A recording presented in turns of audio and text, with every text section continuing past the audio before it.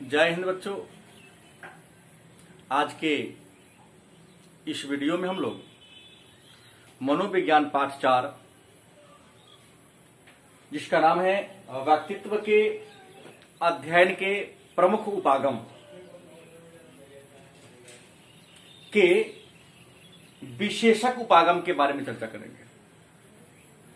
Psychology chapter number 4 के बारे में पिछले वीडियो में हमने चर्चा किया था और बताया था कि व्यक्तित्व क्या है, और व्यक्तित्व की परिभाषा देते हुए हमने कहा था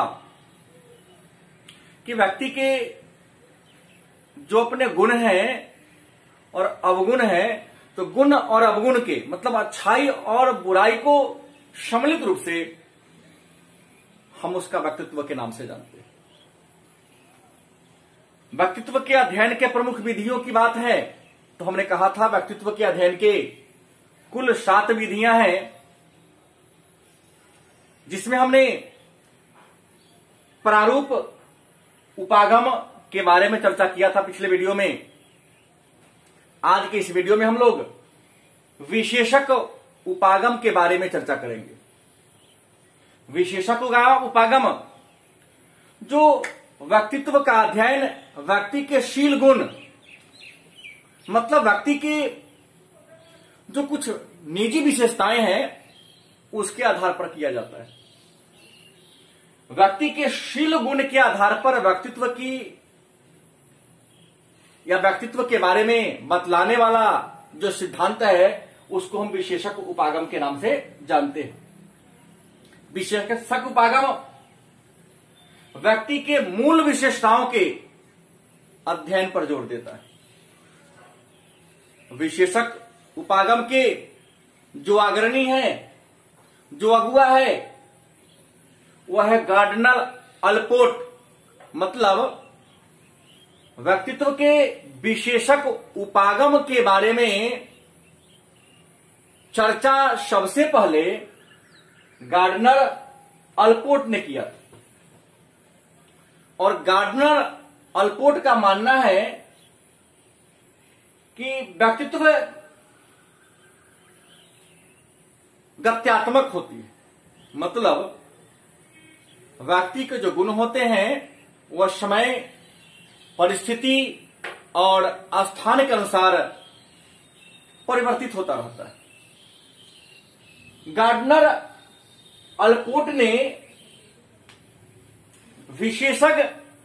विशेषक उपागम के आधार पर व्यक्ति को 3 वर्गों में बांटा है। पहला प्रमुख विशेषक, दूसरा केंद्रीय विशेषक, तीसरा गौण विशेषक। मन में प्रश्न होगा कि प्रमुख विशेषक क्या है? तो प्रमुख विशेषक किसी व्यक्ति का वह गुण है, प्रमुख विशेषक किसी व्यक्ति का वह गुण है जिस गुण के सहारे वह व्यक्ति अपना संपूर्ण जीवन व्यतीत कर देता है। जिस सिद्धांत को लेकर, जिस सिद्धांत के सहारे व्यक्ति अपने संपूर्ण जीवन को व्यतीत कर लेता है, व्यक्ति के उस गुण को हम प्रमुख विशेषक के नाम से जानते हैं। जैसे हिटलर का नाजीवाद, मुसोलिनी का फांसीवाद और महात्मा गांधी का गांधीवाद। और गांधीवाद सत्य और अहिंसा के सिद्धांत पर आधारित है।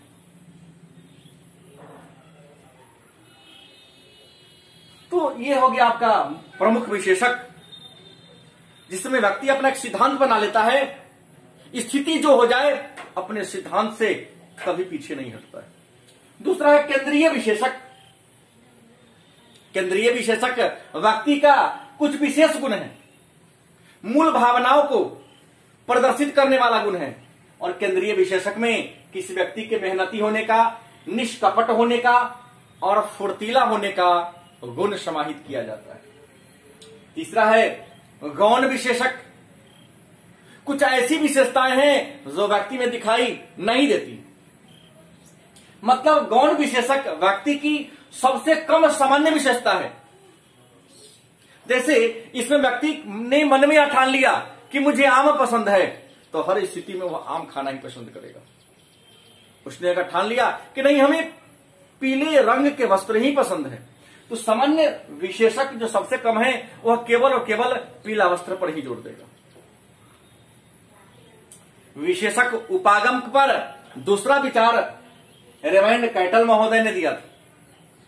विशेषक उपागम के बारे में दूसरा विचार रेमंड कैटल के आया था, और रेमंड कैटल ने विशेषक उपागम के आधार पर व्यक्ति को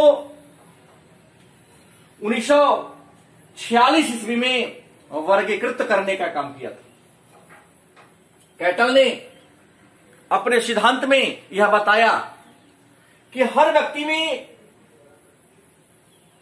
व्यक्ति के बनावट में कुछ सामान्य संरचनाएं होती हैं। हर व्यक्ति की कुछ अपनी खास सामान्य संरचनाएं होती हैं, कुछ खास विशेषताएं होती हैं, और उसी खास विशेषता के कारण एक व्यक्ति दूसरे व्यक्ति से भिन्न होता है, अलग होता है। कैटल ने व्यक्तित्व की संरचना को जानने के लिए, मतलब कैटल ने कहा कि व्यक्तित्व की संरचना को कितने वर्ग में बांटा जा सकता है, तो कैटल ने व्यक्तित्व की संरचना को जानने के लिए कारक विश्लेषण नामक सांख्यिकी तकनीक का प्रयोग किया था। और कारक विश्लेषण सांख्यिकी तकनीक के आधार पर रेमंड कैटल ने व्यक्तित्व के बारे में जानकारी प्राप्त करने के लिए 16 व्यक्तित्व प्रश्नावली जैसे तत्व का निर्माण किया था। मतलब 16 व्यक्तित्व प्रश्नावली का निर्माण रेमंड कैटल ने 1946 में व्यक्तित्व के विशेषताओं के बारे में पता लगाने के लिए कहा। और कैटल ने अपने 16 व्यक्तित्व प्रश्नावली के आधार पर इस बात को सिद्ध किया कि मूल विशेषक स्थिर होते हैं। मतलब हर व्यक्ति के कुछ ऐसे गुण होते हैं जो स्थिर होते हैं, और उसी स्थिर गुण के सहारे एक व्यक्ति अपने संपूर्ण व्यक्तित्व को, अपने संपूर्ण जीवन को निर्धारित कर लेता है। रेमंड कैटल के बाद व्यक्तित्व के विशेषक उपागम के बारे में अगला सिद्धांत आइजेंक, मतलब एच.जे. आइजेंक ने दिया था। एच.जे. आइजेंक का मानना है कि व्यक्तित्व एक बहुत ही विशाल व्यापक आयाम है, और व्यक्तित्व के निर्माण में जो दो व्यापक आयाम है वो है आनुवांशिकता और जैविक। मतलब व्यक्ति के व्यक्तित्व का निर्माण आनुवांशिकता से और पर्यावरण के द्वारा निर्धारित होती है। एच.जे. आइजेंक ने व्यक्तित्व के निर्धारण के संबंध में दो सिद्धांत दिया। पहला सिद्धांत है तंत्रिका तापिता बनाम सामवेगिक स्थिरता। तंत्रिका तापिता बनाम सामवेगिक स्थिरता, और दूसरा दिया बहिर्मुखता बनाम अंतर्मुखता।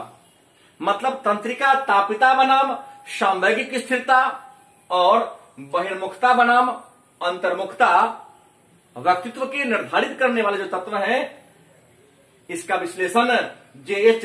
आइजेंक ने किया था। तंत्रिका तापिता बनाम सामवेगिक स्थिरता में अति संवेदनशीलता, मतलब इस तरह के लोगों में अति संवेदनशीलता का गुण होता है, दुश्चिंता होते हैं, हमेशा बेचैनी का गुण पाया जाता है, चिड़चिड़े होते हैं, और दूसरे छोर पर शांत, विश्वसनीय, प्रसन्नचित्त लोगों को रखा जाता है।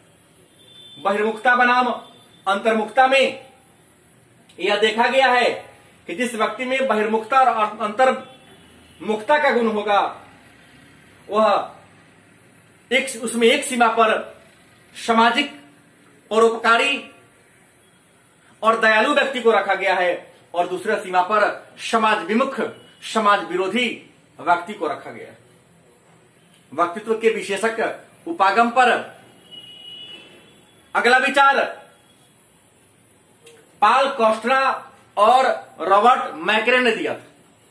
व्यक्तित्व के विशेषक उपागम के पंचकारक मॉडल। व्यक्तित्व के विशेषक उपागम के पंचकारक मॉडल का विकास पाल कोस्ट्रा और रॉबर्ट मैक्रे ने किया। और पाल कोस्ट्रा और रॉबर्ट मैक्रे के अनुसार व्यक्तित्व के पंचकारक मॉडल हैं अनुभवों का खुलापन, बहिर्मुखता, सहमतिशीलता, तंत्रिका ताप और अंत विवेकशीलता। मन में प्रश्न होगा, अनुभवों का खुलापन, यह किस प्रकार के व्यक्ति होंगे? तो जो व्यक्ति हमेशा उत्सुक, कुछ जानने की इच्छा रखने वाला होगा, कल्पनाशील, हमेशा नई नई ख्वाबों में, किसी नए नए निर्माण में खोया रहता होगा, वैसे व्यक्ति को अनुभवों का खुलापन कहा जाएगा। बहिर्मुखता, कुछ ऐसे लोग होते हैं जिनमें आग्रहिता का गुण होता है, सामाजिक रूप से सक्रिय होंगे, लेकिन बातूनीपन, अधिक बात करने का गुण होगा। और आमोद प्रमोद प्रिय, हमेशा आमोद प्रमोद में लीन होंगे, उन्हें बहिर्मुखता कहा जाएगा। उसके बाद सहमतिशीलता, कुछ ऐसे लोग होंगे जिनमें मैत्रीपूर्ण व्यवहार का गुण होता है, मतलब मित्र बनाने का गुण उसमें ज्यादा होता है, सहायता करने वाले होते हैं, तो ऐसे लोगों को हम सहमतिशीलता कहते हैं। उस पर तंत्रिका ताप, कुछ ऐसे भी लोग होते हैं जो सामूहिक रूप से परेशान होते हैं, चिड़चिड़े होते हैं, हमेशा भयभीत होते हैं, अस्थिर होते हैं और हमेशा विभिन्न प्रकार के, नाना प्रकार के तनाव से ग्रसित होते हैं, तो उसे हम तंत्रिका ताप की भावना से ग्रसित व्यक्ति कहते हैं। और अंत में है अंत विवेकशीलता। अंत विवेकशीलता में पॉल कोस्ट्रा और रॉबर्ट मैक्रे ने वैसे व्यक्ति को रखा जिनमें उन्मुखता का गुण हो, गंभीरता का गुण हो, कर्मठ हो, दूरदर्शी हो, आत्मनिर्भर हो और जिसमें आत्मनियंत्रण का गुण हो, तो ऐसे व्यक्ति को हम अंत विवेकशीलता के नाम से जानते हैं। अगले वीडियो में हम लोग व्यक्तित्व के अध्ययन के अन्य उपागमों के बारे में चर्चा करेंगे। धन्यवाद।